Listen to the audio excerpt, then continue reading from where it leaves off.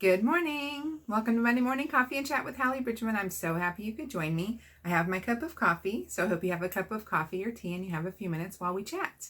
So happy first Monday in June. Can you believe that? I can't. It's crazy. It's not even been 3 months since everything shut down for Corona. It's the beginning of the 6 months of 2020. I swear, I feel like I was just putting the kids to bed after celebrating New Year's Eve.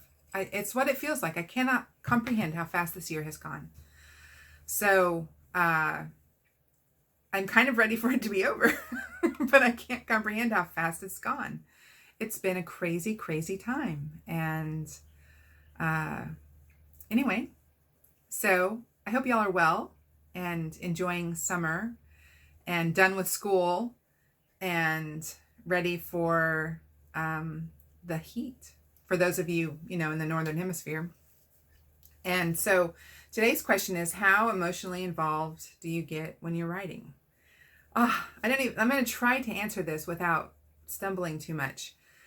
So here's something that's very interesting about me, and that's that I don't really react emotionally to anything. Like later I do, but in the midst of something, what I have is reactions, physical, like my brain says, do this, do that, handle this, handle that, be in charge of this, take care of that.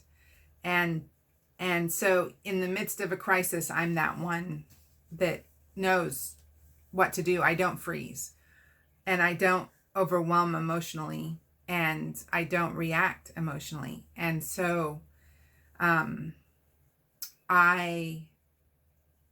much later, will have like a delayed reaction that always kind of surprises me because I am not expecting the emotions, especially in a delayed way. So I just think I'm a pragmatist and I don't have normal emotional triggers.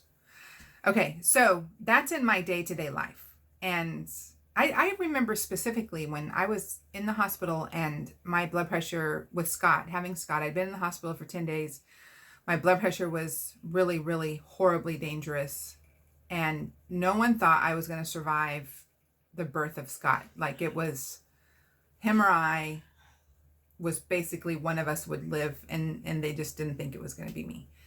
And my nurses were really upset because I'd been there for 10 days. And I remember she brought me like this magazine about having a premature baby, and she's crying and like patting me on the shoulder. And I finally just took her hand and I said, is there a way I can pray for you? Because you seem really upset.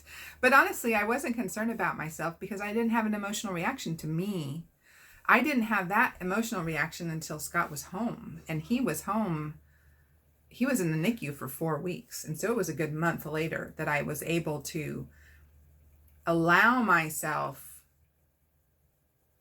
the release of control to have an emotional reaction. And then I regained that control back. So that's Hallee. Lots of fun to be me. But when I'm writing, I feel everything. And it's strange because it's not me. So when I write, I go into mentally where I'm writing. And if you want to know what I mean, I have a book called Chasing Pearl that is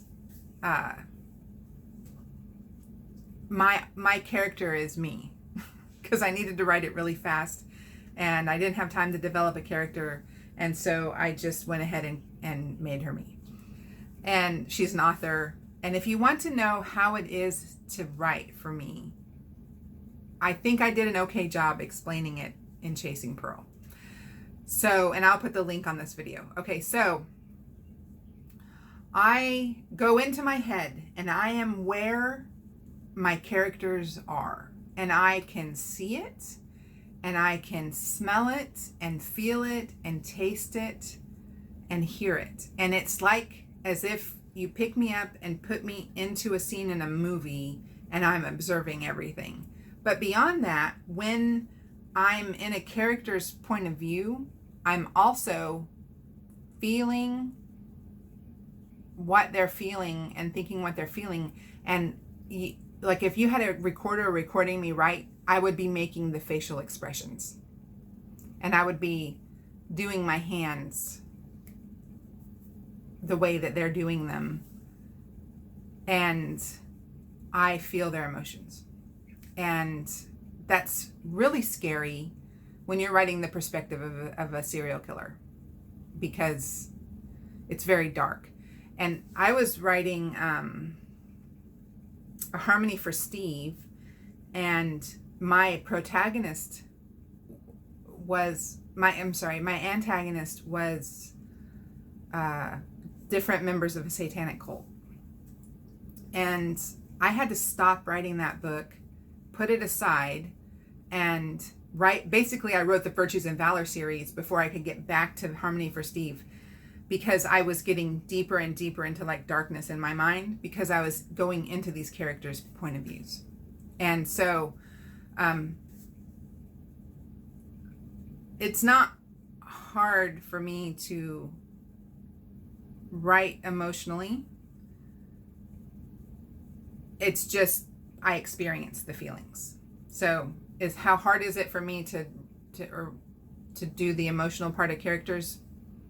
I just basically write what I'm feeling at the moment, because in my mind I'm in that character's shoes. And it's always nice when I'm writing beautiful happily ever after love stories, and it's harder when I'm writing the antagonist in the darkness. So thank you for that question. I hope I answered it. Hope I answered it well. And y'all have a great week, and I will see you next Monday. God bless you.